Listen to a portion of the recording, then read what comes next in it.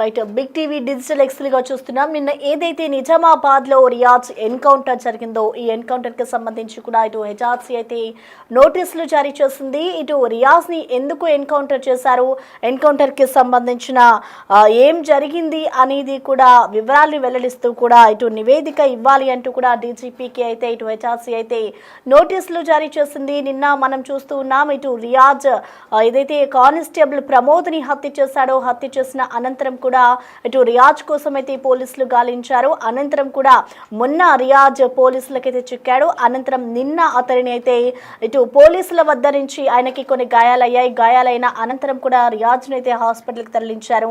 హాస్పిటల్కి తరలించిన అనంతరం కూడా ఇటు మరొకసారి రియాజ్ హాస్పిటల్ నుంచి పారిపోయేందుకు ప్రయత్నిస్తూ ఉండగా ఇటు అక్కడే విధులు నిర్వహిస్తూ ఉన్న మరో కానిస్టేబుల్ వద్ద ఏవైతే సామాగ్రి ఉందో వాటిని తీసుకొని కూడా ఆయన దగ్గర ఉన్న వస్తువులను తీసుకొని మరొకసారి దాడి చేసేందుకు కూడా రియాజ్ అయితే ప్రయత్నించగా కూడా ఇటు నిన్న పోలీసులు అయితే రియాజ్ని అయితే ఎన్కౌంటర్ చేశారు. అయితే ఇదే అంశానికి సంబంధించుతూ కూడా ఇటు మానవ హక్కుల కమిషన్ అయితే డీజీపీకి నోటీసులు పంపించింది. మీడియాలో వచ్చిన కథనాల ఆధారంగా కూడా సుమోటోగా ఇటు హెచ్ఆర్సీ అయితే కేసు నమోదు చేసింది. అయితే ఈ నేపథ్యంలోనే అసలు ఘటనకు దారితీసిన పరిస్థితులు ఏంటి, దానిపై ఏదైనా విచారణ చేస్తున్నారా అంటూ కూడా ఇటు హెచ్ఆర్సీ సభ్యులు అయితే ఇటు డీజీపీని అడుగుతూ ఉన్నారు. మరొక వైపు ఈ ఘటనకు సంబంధించి కూడా అసలు ఏం జరిగింది, ఎందుకు ఎన్కౌంటర్ చేయాల్సి వచ్చింది అనే అంశానికి సంబంధించి కూడా పూర్తి వివరాలు కావాలి అంటూ కూడా ఇటు అయితే నోటీసులు జారీ చేశారు.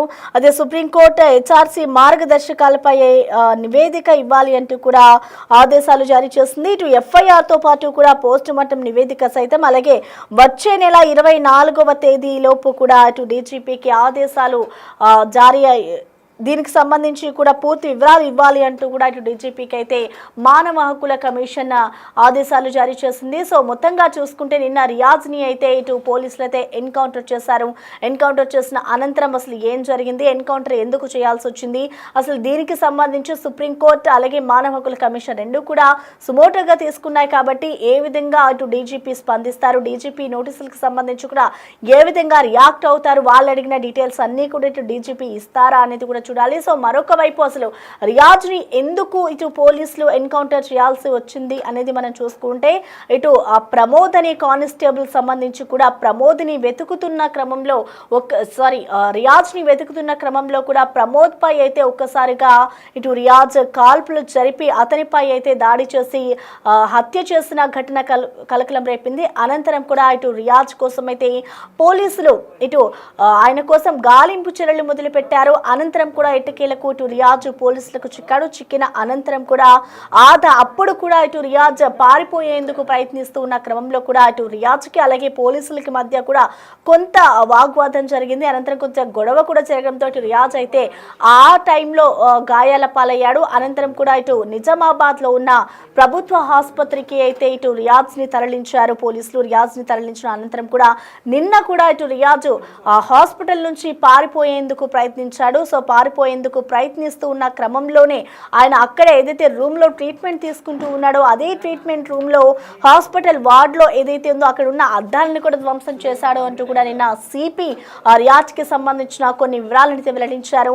అనంతరం ఇటు అక్కడే విధులు నిర్వహిస్తూ ఉన్న మరొక కానిస్టేబుల్ వద్ద ఏవైతే వస్తువులు ఉంటాయో వాటన్నిటిని కూడా తీసుకొని అతనిపై దాడి చేసేందుకు కూడా ప్రయత్నించాడు. సో పోలీసుల రక్షణ కోసం మేము రక్షణ పొందేందుకు రక్షణకి కావాలి, మేము కాపాడుకోవడం కోసమే మేము ఈ ఎన్కౌంటర్ చేశాము అంటూ కూడా పోలీసులు చెప్తూ ఉన్నారు. సో మొత్తానికి ఇటు ఏదైతే రియాజ్ని ఎన్కౌంటర్ చేశారో పోలీసులు, ఈ ఎన్కౌంటర్కి సంబంధించి కూడా ఇటు మానవ హక్కుల కమిషన్ అయితే ఎందుకు చేయాల్సి వచ్చింది, ఎన్కౌంటర్ ఎలా జరిగింది అనే దానికి సంబంధించి కూడా నివేదిక ఇవ్వాలి అంటూ కూడా ఇప్పటికే హెచ్ఆర్సీ అయితే డీజీపీకి నోటీసులు జారీ చేసింది. ఇటు ఈ నోటీసులకి సంబంధించి కూడా కంప్లీట్ డీటెయిల్స్ అందించేందుకు మా ప్రతినిధి సురేష్ మనకి లైవ్లో అందుబాటులో ఉన్నారు. సురేష్, మనం చూస్తున్నాం నిన్న రియాజ్ని అయితే పోలీసులు ఎన్కౌంటర్ చేశారు. ఇవాళ ఈ ఎన్కౌంటర్కి సంబంధించి కూడా హెచ్ఆర్సీ నోటీసులు జారీ చేసింది మరి డీజీపీకి. సో డీజీపీ నోటీసులకు సంబంధించి అసలు స్పందించారా, స్పందిస్తే అసలు ఏం జరుగుతుంది అనుకోవచ్చు, అసలు నోటీసుల్లో ఎలాంటి అంశాలను ప్రస్తావించారు సురేష్?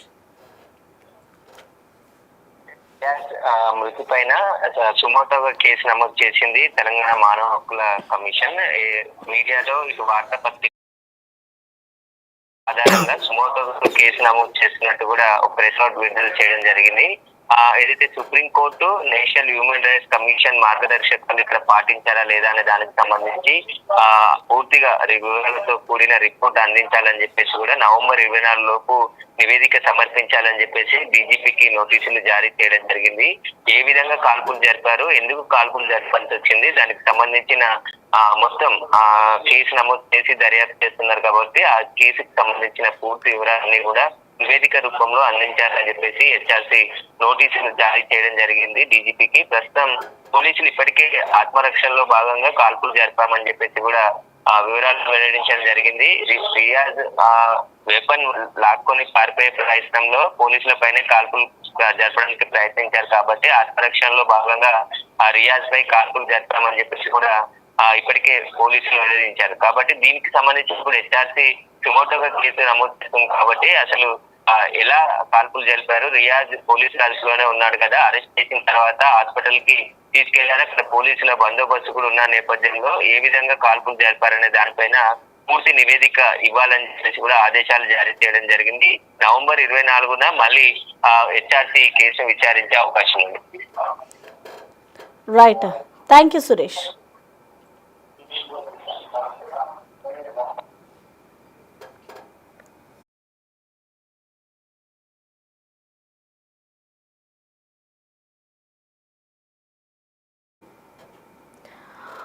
రియాజ్ ఎన్కౌంటర్ పై అయితే హెచ్ఆర్సీ స్పందించింది. హెచ్ఆర్సీ ఇటు డీజీపీకి నోటీసులు జారీ చేసింది. ఎన్కౌంటర్ ఎందుకు చేయాల్సి వచ్చింది, ఎన్కౌంటర్ కి సంబంధించిన వివరాలను అన్నిటినీ కూడా ఒక నివేదిక రూపంలో సమర్పించాలి అంటూ కూడా ఇటు డీజీపీకి అయితే నోటీసులు జారీ చేసిన పరిస్థితి కనిపిస్తోంది. ఇటు మీడియాలో వచ్చిన కథనాల ఆధారంగా కూడా ఇటు హెచ్ఆర్సీ అయితే సుమోటోగా ఈ ఘటనపై కేసు నమోదు చేసింది.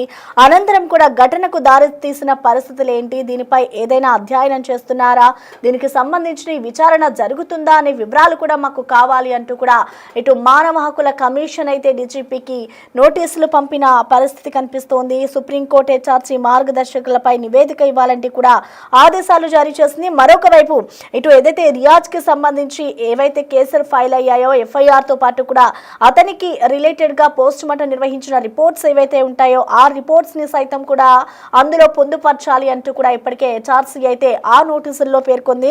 అయితే ఇవన్నిటినీ కూడా వచ్చే నెల 24వ తేదీలోపు ఇవ్వాలి అంటూ కూడా డీజీపీకి అయితే ఆదేశాలు జారీ చేసిన సిచ్యువేషన్ కనిపిస్తోంది. అయితే 24వ తేదీన దీనికి సంబంధించి కూడా హెచ్ఆర్సీ ఇటు కోర్టులో అయితే వాదనలు వినిపించబోతుంది. దీనికి సంబంధించి కూడా ఒక విచారణ చేయబోతుంది అంటూ కూడా తెలుస్తోంది. సో మొత్తానికి చూసుకుంటే రియాజ్ని అయితే నిన్న పోలీసులు ఎన్కౌంటర్ చేశారు. ప్రమోద్ని హత్య చేసిన అనంతరం కూడా రియాజ్ని పలు కోణాల్లో పలు బృందాలుగా కూడా ఏర్పడి ఇటు రియాజ్ కోసం పోలీసులు దర్యాప్తు చేశారు. అనంతరం కూడా ఇటు పోలీసులకి మొన్న ఎట్టకేలకైతే ఆయన చిక్కాడు. రియాజ్ చిక్కిన అనంతరం కూడా ఇటు పోలీసులపై కూడా రివర్స్ అటాక్ కి దిగేందుకు కూడా రియాజ్ ప్రయత్నించాడు. సో ఆ నేపథ్యంలో రియాజ్ కి అయితే పలు గాయాలైన పరిస్థితి కనిపిస్తోంది. గాయాలైన అనంతరం కూడా ఇటు రియాజ్ ని నిజామాబాద్ లోని ప్రభుత్వ హాస్పిటల్ కి తరలించారు చికిత్స కోసం ఆయనని తరలించిన అనంతరం కూడా నిన్న రియాజ్ హాస్పిటల్ నుంచి కూడా పారిపోయేందుకు ప్రయత్నిస్తూ ఉన్న సమయంలో అక్కడే విధులు నిర్వహిస్తూ ఉన్న మరొక కానిస్టేబుల్ వద్ద